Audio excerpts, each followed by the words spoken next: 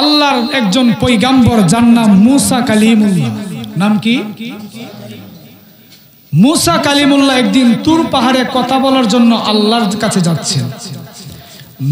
আল্লাহর পয়গম্বর মুসা কালিমুল্লাহ তিনি একজন সিনিয়র পয়গম্বর, যিনি আল্লাহর সঙ্গে তুর পর্বতে সরাসরি আমার আল্লাহর সঙ্গে কথা বলতেন। কন্যা আল্লাহু আকবার। মস্তবি শরীফের মধ্যে মাওলানা রুমি রহমাতুল্লাহি আলাইহি ঘটনাটি বর্ণনা করেন। তিনি বলেন, মুসা কালিমুল্লাহ যখন রাস্তা দিয়া যায়, তখন পাহাড়ের কিনারে এক পাগলে বৈশা বৈশা দুই চোখের পানি ফালাইয়া কান্দে। কন্যা সুবহানাল্লাহ। তখন সেই মুসা পয়গম্বর সেই পাগলারে সালাম দিলেন। কি দিলেন? একবার না, দুইবার না, তিনবার সালাম দিলেন, কিন্তু সেই সালামের জবাব পাগলা দেই না। কন্যা আল্লাহু আকবার। গভীর মনোযোগ। মুসা পয়গম্বর এমন একজন মুসা, যিনি আল্লাহর সিনিয়র একজন পয়গম্বর, যেই আল্লাহ রাব্বুল আলামিন এই মুসা কালিমুল্লাহর উপর তাওরাত কিতাব অবতীর্ণ করেছেন। এমন কি এই মুসা কালিমুল্লাহ আমার আল্লাহর সঙ্গে তুর পাহাড়ে সরাসরি কথা বলতেন। একবার জুড়ে বলা যাবে কি আল্লাহু আকবার। এই মুসা পয়গম্বর যখন তিনবার সালাম দিল, মুসা ডাক দিয়া কয়, মাবুদ তুমি কোন মানুষের কাছে আমারে পাঠাইলা? কেমন পাগলার সঙ্গে আমারে সাক্ষাৎ করাইলা? আমি একজন আল্লাহর নবী হইয়া ওই পাগলারে তিনবার সালাম দিলাম, কিন্তু সালামের কোনো জবাব দিল না। ও মাবুদ, এই ঘটনার রহস্য কি? আমার আল্লাহ ডাক দিয়া কই, মুসারি ওই পাগলা তোমার সালামের জবাব কেন দিল না জানুনি? একটাই মাত্র কারণে। ও মুসারি, ওই পাগলা শুনেছে, ওই পাগলা জেনেছে আখিরি নবীর উম্মত, কিছু সংখ্যক উম্মত তাদের আমলের কারণে কিছু সময় জাহান্নামে অবস্থান করবে। ও মুসারি, এই পাগলা আমার কাছে মুনাজাত করে, দোয়া করে, কান্নাকাটি করে। এই মুনাজাত কবুল না করার কারণে এই পাগলা কান্না করে। ও মুসারি, এই পাগলার মনের বড় বাসনা। এই পাগলা ডাক দিয়া কই, মাবুদ, ও মাবুদ, এই আখিরি নবীর উম্মত জাহান্নামে থাকবে, আমি কিন্তু বরদাস্ত করতে পারবো না। ও মাবুদ, ওই তোমার 7টা জাহান্নামের সমান আমার বডিটারে তৈরি করবা। আমার বডিটারে তৈরি করে তুমি জাহান্নামে আমারে জ্বালায়ো, কিন্তু আখিরি নবীর উম্মতকে তুমি জাহান্নামে দিও না। জোরে জোরে কন্যা সুবহানাল্লাহ। আরে জোরে কোন আল্লাহু আকবার। ও মায়ার নবী গো, তুমি প্রেম শিখায়া কোথায় লোকায়। ভালো লাগে না খারাপ লাগে? আরো জোরে বলেন, ভালো লাগে? হাত তুলে বলেন কার ভালো লাগে। নারে তাকবীর, নারে রিসালাত, নারে গাউসিয়া, পবিত্র সুন্নি মহা সম্মেলন। তাহলে সকলে আমার সাথে বলবেন তো ইনশাআল্লাহ? বলেন সকলে আমার সাথে পড়েন। ও মায়ার নবী গো, তুমি প্রেম শিখায়া কোথায় কেমনে যাব তোমার কাছে নবী, কেমনে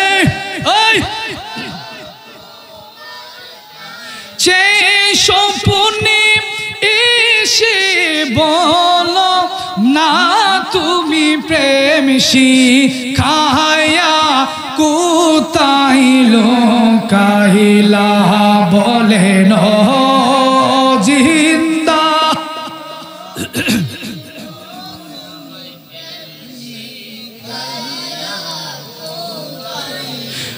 নবী তোমার বাড়ি সোনার মদিনায়, এই গোলামরা কান্দে নবী দিদারের আশায়, বলেন তোমার বাড়ি সোনার, এই গোলামরা কান্দে নবী দিদারেরা, দেখা দিয়া ঠান্ডা করো নবী দেখা করো এই গোলামদের কলে যা তুমি প্রেম শিখায়া কোথায় লোকাইলা, বলেন মায়ার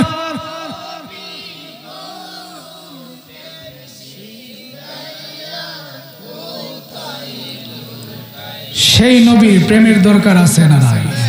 আরো জোরে বলে, নবীর প্রেম যদি, নবীর মোহাব্বত যদি আপনার অন্তরে না থাকে, আপনি যদি পাহাড় পরিমাণ আমল করেন, সাগরের ফেনা সমতুল্য পরিমাণ আমল করেন, কোন আমল কাজে আসবে না যদি নবীর মোহাব্বত আপনার অন্তরে না থাকে। কথা কোন ঠিক কিনা? সেই নবীর কেমন মর্যাদা জানেন? আল্লাহ বলেন, হাবিব আপনি যখন হে বলেন সেটা আমি আল্লাহ হালাল করে দিই, আপনি যখন না বলেন তখন আমি আল্লাহ সেটাকে হারাম করে দেই। আপনি নবী যাকে বিবাহ করবেন সে উম্মাহাতুল মুমিনিন হয়ে যাবে। আপনি নবী সন্তুষ্ট হলে আমি আল্লাহ জান্নাত দিয়ে দিই, আপনি নবী অসন্তুষ্ট হলে আমি আল্লাহ জাহান্নাম বানিয়ে দিই। কন্যা আল্লাহু আকবার। একমাত্র বন্ধুর জন্য। কার জন্য? সেই নবীর প্রেমে স্বয়ং আল্লাহ পাগল। কি পাগল? মুসা কালিমুল্লাহ আল্লাহকে পেতে চাই, ইব্রাহিম খলিলুল্লাহ আল্লাহকে পেতে চাই, মুসা কালিমুল্লাহ আল্লাহকে পেতে চাই, ঈসা রুহুল্লাহ আল্লাহকে পেতে চাই, আদম সফিউল্লাহ আল্লাহকে পেতে চাই, নূহ নবী আল্লাহকে পেতে চাই, ঈসা নবী আল্লাহকে পেতে চাই, সমস্ত নবীগণ আমার আল্লাহকে পেতে চাই। কিন্তু আমার আল্লাহ বলেন, বন্ধু আমি আল্লাহ আপনি নবীকে পেতে চাই। কন্যা আল্লাহু আকবার। আরো জোরে বলেন আল্লাহু আকবার। এই জন্য কবিরা বলে, এমন একজন লাইলি আছে ববে মজনু স্বয়ং পাক খোদা। ঠিক কিনা বলেন? এমন একজন লাইলি আছে ববে মজনু স্বয়ং পাক খোদা। তোমরা কি তার নাম জানো গো? মুহাম্মদ রাসূলুল্লাহ। তোমরা কি তার নাম জানো গো? মুহাম্মদ রাসূলুল্লাহ। এমন একজন লাইলি আছে ববে মজনু স্বয়ং পাক খোদা। আল্লাহু আকবার। এমন একজন লাইলি আছে ববে মজনু স্বয়ং পাক খোদা। তোমরা কি তার নাম জানো গো? মুহাম্মদ রাসূলুল্লাহ। তোমরা কি তার নাম জানো গো? মুহাম্মদ আউয়ালে আখেরে নবী জাহেরে বাতিন নবী। আউয়ালে আখেরে নবী জাহেরে বাতিন নবী। মায়ের নাম আমেনা বিবি। আল্লাহু আকবার। পিতা হইল আব্দুল্লাহ। তোমরা কি তার নাম জানো গো? মুহাম্মদ রাসূলুল্লাহ। চিৎকার মেরে কন্যা আল্লাহু আকবার। ওই নবীর প্রেমে যদি পাগল হন দুনিয়া আপনার গোলামি করবে গো। ওই নবীর প্রেমে পাগল হয়ে যদি কবরে যান, কবরটাই আপনার সহজ হয়ে যাবে। ওই নবীকে চিনে যদি আপনি হাসরের ময়দানে যান, হাসরের ময়দানটা আপনার সহজ হয়ে যাবে। ওই নবীকে যদি চিনেন, ফুলসিরাত আপনার জন্য সহজ গো। ওই নবীকে যদি চিনেন, মিজানের পাল্লা আপনার জন্য সহজ হয়ে যাবে। ওই নবীকে যদি ভালোবেসে যদি কবরে যাইতে পারো, খোদার কসম আমলের কারণে যদিও তুমি ধরা খাবে গো, একটা কথা মনে রাখবে, আল্লাহর দরবারে বলতে পারবে, মাবুদ নামাজ পড়ার মতো পড়ি নাই, রোজা রাখার মতো রাখি নাই, হজ করার মতো করি নাই, আমল করার মতো করি নাই, কিন্তু একটা জিনিস অন্তরে আছে গো, সেইটা হলো তোমার দয়াল নবীর মুহাব্বত। আল্লাহু আকবার বলে। কি কথায় কোনো ভুল আছে? কথা ঠিক না বেটি? আরো জোরে বলেন। আমার নবীর একজন খাদেম, আলোচনা করলে কিন্তু ঘটনা মাথার মধ্যে এসে যায়, একটার পর একটা মনে হয়ে যায়। এই জন্য চিন্তা করেন, আমার নবীর একজন খাদেম ছিল, যার নাম ছিল হযরতে সফিনা রাদিয়াল্লাহু তাআলা আনহা। একবার জোরে বলা যাবে কি আল্লাহু আকবার? সফিনা রাদিয়াল্লাহু তাআলা আনহা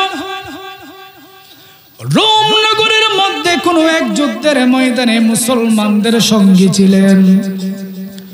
হঠাৎ করে মুসলমান সৈন্যবাহিনী থেকে তিনি বিচ্ছিন্ন হয়ে যায়, তিনি একাকী আলাদা হয়ে যায়। হঠাৎ করে মুসলমান সৈন্যদেরকে খুঁজতে খুঁজতে তিনি একটা জঙ্গলের মধ্যে চলে যায়। কোথায়? আরো জোরে বলেন। আপনারা কি ঘুমাই গেছেন গা? হ্যাঁ, রাত্রে আর মনে 9টা বাজে নাকি? এত সকালে যদি জিমান, এটা দরবারের মাহফিল, সারা রাত চলবো। এখনো কিন্তু দাওয়াতি মেহমান আসে না।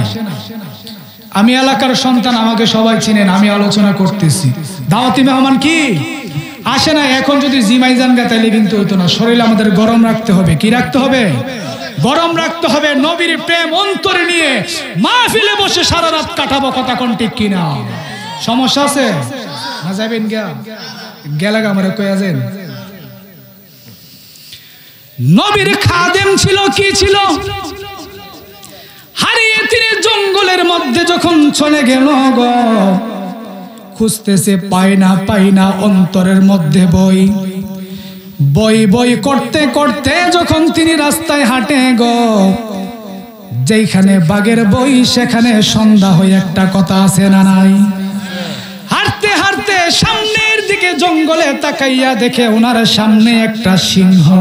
কি? এই সিংহটা ওনাকে খাওয়ার জন্য, আক্রমণ করার জন্য সামনের দিকে অগ্রসর হচ্ছে। সফিনা ডাক দিয়া কয়, সিংহ রে,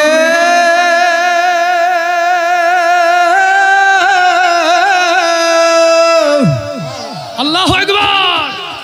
ও সিংহ, তুমি আমাকে আক্রমণ কেমন করে করবা? তুমি আমারে কেমন করে খাইবা? তুমি জানোনি আমি কে? আমি তো সাধারণ কোনো মানুষ না, আমার কাছে একটা পরিচয় আছে, আমি হলাম দয়াল নবীর গোলাম। আল্লাহু আকবার। এই জন্যই তো বলি, নবীজির গোলামের মাওলাজির গোলাম, কোনো চিন্তা নাই, চলো নবীজির জান্নাতে মদিনাতে যাই, চলো নবীজির জান্নাতে মদিনাতে। নবী কাঁদে মদিনায়, এখনো কাঁদেন তিনি উম্মতের মায়ায়। আল্লাহু আকবার। নবী আছেন মদিনায়, এখনো কাঁদেন তিনি সোনার মদিনায়।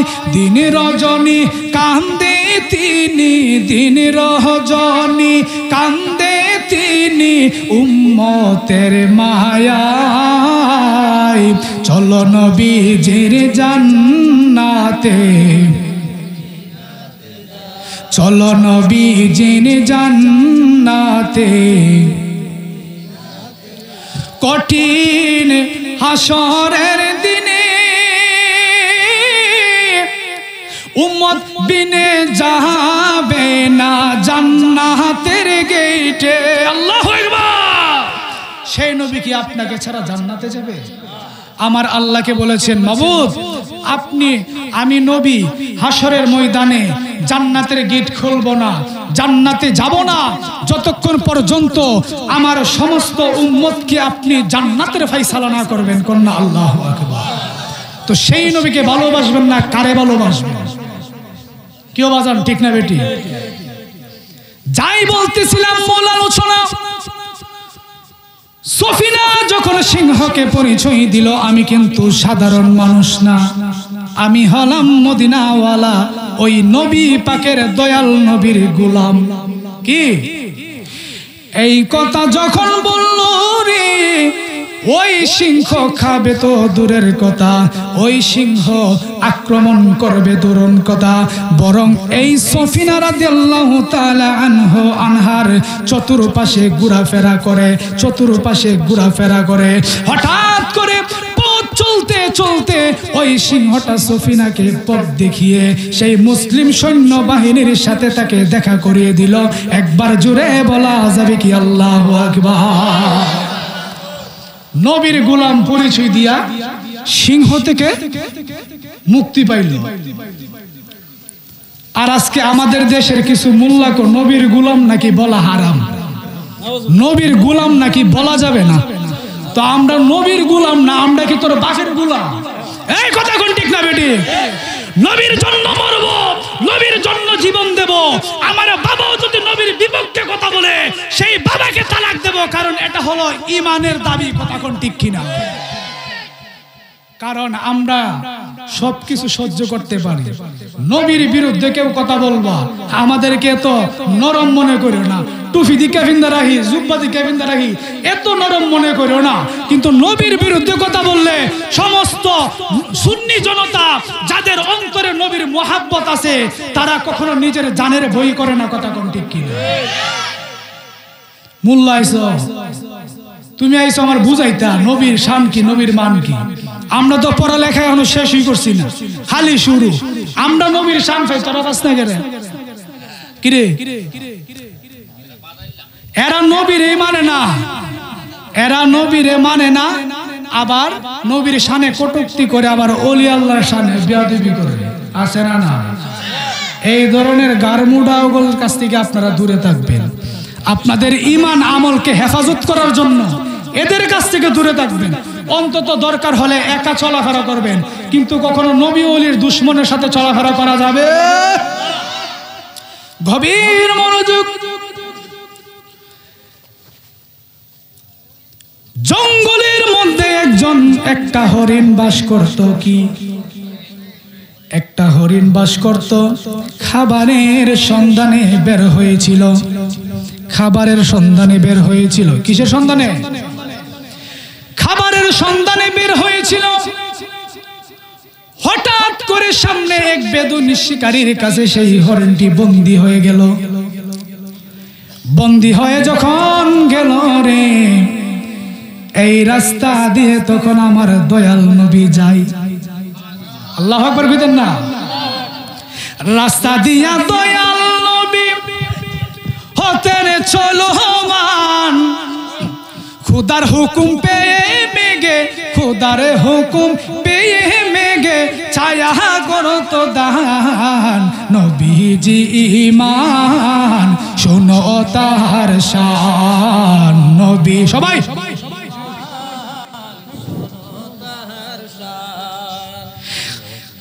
বটবৃক্ষ তরুলতা বুঝতো নবীর শান। আল্লাহু আকবার।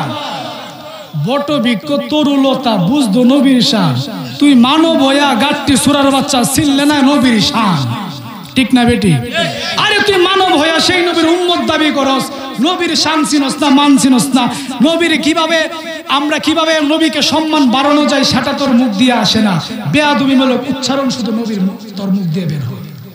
এরা কি নবীর উম্মত দাবি করে? এরা কি নবীর উম্মত? আরে নবী তো হাদিস শরীফের মধ্যে বলছে, হাদিস শরীফের মধ্যে বলছে, কি বলছে? শাফাআতি লি আহলিল কাবাইরি মিন উম্মতি, আমার গুনাহগার উম্মত যারা, তাদেরকে আমি সুপারিশ করে করে জান্নাতে নেব। কিন্তু যারা দুনিয়ার জমিনে আমি নবীর সঙ্গে বেয়াদবি করেছে, আমি নবীর সঙ্গে গুস্তাখি করেছে, সবগুলো জাহান্নামে যাবে। তার সাথে তাদের কোনো সুপারিশ নাই। নবী বলছে গুনাহগার, আপনি গুনাহগার হবেন যদি ইমানদার হন, নবীর মুহাব্বত অন্তরে আছে, তাহলে কি সুপারিশ পাবেন। আর যেই ব্যক্তি সুপারিশের মাধ্যমে জান্নাতে যাবে, আমার নবী বলেন সেই ব্যক্তি সবচেয়ে বেশি ভাগ্যবান হবে। আল্লাহু আকবার বলেন। কারণ নবীর সুপারিশ, নবীর কি সুপারিশ। বটবৃক্ষ তরুলতা বুঝত নবীর শান, এক নজর দেখিলে তারা, এক নজর দেখিলে তারা করিত সালাম। নবীজি ঈমান শোনো তাহার শান, নবীজি ঈমান। যার প্রেমে দিওয়ানা হলো, যার প্রেমে দিওয়ানা হলো স্বয়ং আল্লাহ পরওয়ার। নবীজি ঈমান। গভীর মনোযোগ। এই রাস্তা দিয়া যখন আমার নবী যায়, সেই হরিণের জবান খুলে গেল। কি? আল্লাহু আকবার বলেন। হরিণ ডাক দিয়া কই, ইয়া রাসূলুল্লাহ, নবী গো। চিন্তা করেন, হরিণ ও নবী চিনে, কি চিনে? কিন্তু আপনার আমার মতন কিছু লেবাসদারি মানুষের জন্য আফসোস। হরিণ ডাক দিয়া কই, ইয়া রাসূলুল্লাহ, নবী, আমি বাচ্চাদের পাশের একটা পাহাড়ের কিনারায় আমার দুইটা দুধের বাচ্চা। ইয়া রাসূলুল্লাহ, ইয়া হাবিবাল্লাহ, নবী গো, আপনি যদি জামিনদার হন, আপনি যদি এই শিকারীর কাছে কিছুক্ষণ সময়ের জন্য জামিনদার হন, আমি হরিণী আমার সন্তানদেরকে দুধ পান করাইয়া আসবো। ইয়া রাসূলুল্লাহ, নবীজি। আল্লাহু আকবার। ও মায়ার নবী, আমি হরিণী আপনাকে কথা দিলাম গো, আমি বাচ্চাকে দুধ পান করাইয়া আপনি নবীর কাছে চলে আসব, কিন্তু এই বেদুন শিকারীর কাছ থেকে আমাকে একটু মুক্তি দেন। আমার নবী বলল, হরিণ যাও যাও, তুমি যাও, এই শিকারীর কাছে আমি জামিনদার হলাম। এই কথা যখন বললাম, ওই বেদুন শিকারী মুসলমান ছিল না, সেই ডাক দিয়া কই, যদি এই হরিণী যদি না আসে গো, কিন্তু আপনাকে কিন্তু আমি ছাড়বো না। আমার নবী ডাক দিয়া কই, শিকারী একটু ধৈর্য ধারণ করে দেখো আসে কিনা। আল্লাহু আকবার কইতেন না? আমার নবী জানে কি জানে না? আরে আইব না আইব জানে কি জানে না? সেই ক্ষমতা দিয়েছেন কে? আরো জোরে বলেন কে? এই নবীরে যদি আল্লাহ ক্ষমতা দিয়ে থাকে, তাহলে আপনার আমার বাপের কোনো সমস্যা আছে? আরো জোরে কর। কিন্তু তারা বুঝতে চায় না। কারা? তারা কারা? তারা কারা? হ্যাঁ, আমরা তাদের বিরুদ্ধে খুব কঠিন। আমাদেরকে আপনারা মন্দ বলেন, যাই বলেন না কেন, কিন্তু যারা নবীর বিরুদ্ধে কথা বলে, আমরা কখনো আবু বকর, কখনো ফারুকে আজম, কথা কোন ঠিক কিনা? আরে সবসময় আবু বকরের সুরত ধারণ করলে চললে হবে? বাতিলর সামনে আপনাকে উমরের সুরত ধরতে হবে।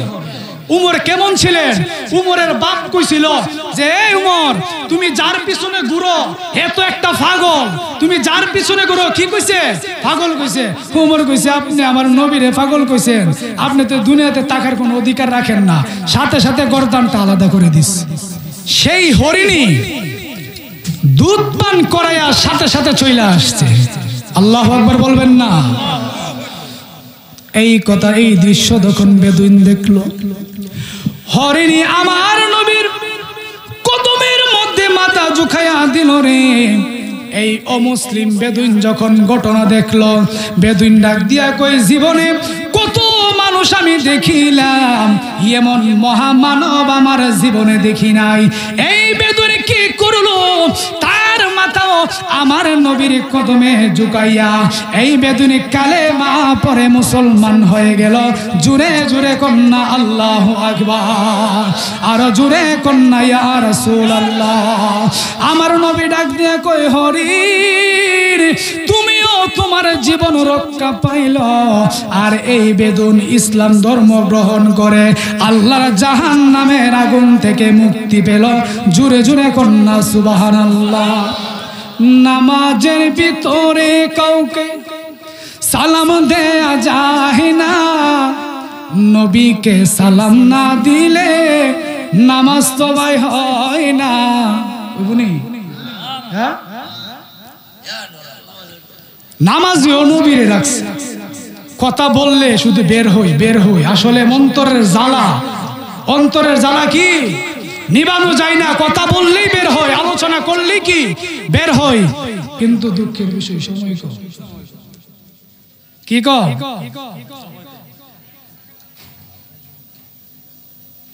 চমৎকার ঘটনা বাইরে হাদিসেতে আছে, চমৎকার ঘটনা বাইরে হাদিসেতে আছে, নবীকে সালাম না দিলে নামাজ হবে কি সে, ঠিক না বেটি? আর জোরে বল ঠিক কিনা? বাবাকে সালাম দিলে নামাজ বাতিল, মাকে সালাম দিলে নামাজ বাতিল, বন্ধুকে সালাম দিলে নামাজ বাতিল, এমপিকে সালাম দিলে নামাজ বাতিল, মন্ত্রীকে সালাম দিলে নামাজ বাতিল, মেম্বারকে সালাম দিলে নামাজ বাতিল, চেয়ারম্যানকে সালাম দিলে নামাজ বাতিল, সমস্ত মানুষকে সালাম দিলে নামাজ বাতিল। কিন্তু আমার আল্লাহ রাব্বুল আলামিন বলেন, আমার দয়াল নবীর সালাম না দিলে তোমার নামাজ বাতিল। আল্লাহু আকবার। আল্লাহ পাক আমাদেরকে সেই নবীর মুহাব্বত প্রেম অন্তরে পরিপূর্ণভাবে ধারণ করে আমল করে ইহকালে আল্লাহ পাক যেন আমাদেরকে জান্নাতের ফয়সালা করে দুনিয়াতে আখিরাতে মুক্তি কামনা করি। সকলে বলুন আমিন। আর বাজান একটা কথা বলি, আলোচনা শুনলেই হবে না, আমল করতে হবে, ঠিক কিনা বলেন? এই আমলের কথা, নামাজের কথা অনেকের বললে কাপড় টাপড় মনে গরম হয়ে যাবে, এমন লোক আছে। কি হয়ে জায়গা? গরম হয়ে জায়গা। নবীর আশেক, নবীর বিরুদ্ধে কেউ কথা কইলে হে আগে থাকবো, কি থাকবো, কিন্তু নামাজের কথা কইলে ভাল লাগে না। কি লাগে না? তো বাজান অনুরোধ, আমরা আলোচনা করি, আমাদেরও একটা দায়িত্ব আছে না নাই? আমরা শুধু এলাকায় যে আলোচনা করি তেমনও না, আমরা অনেক জায়গায় আমরা যাই, আমাদেরকে যেতে হয়। তবে সত্যি কথা কি জানেন, আমি যত জায়গার মধ্যে যাই, যত জায়গার মধ্যে আলোচনা করি, সেই জায়গার মধ্যে একজন লোক হলে আমি নামাজি বানায়া যাই। মারহাবা কইতেন না?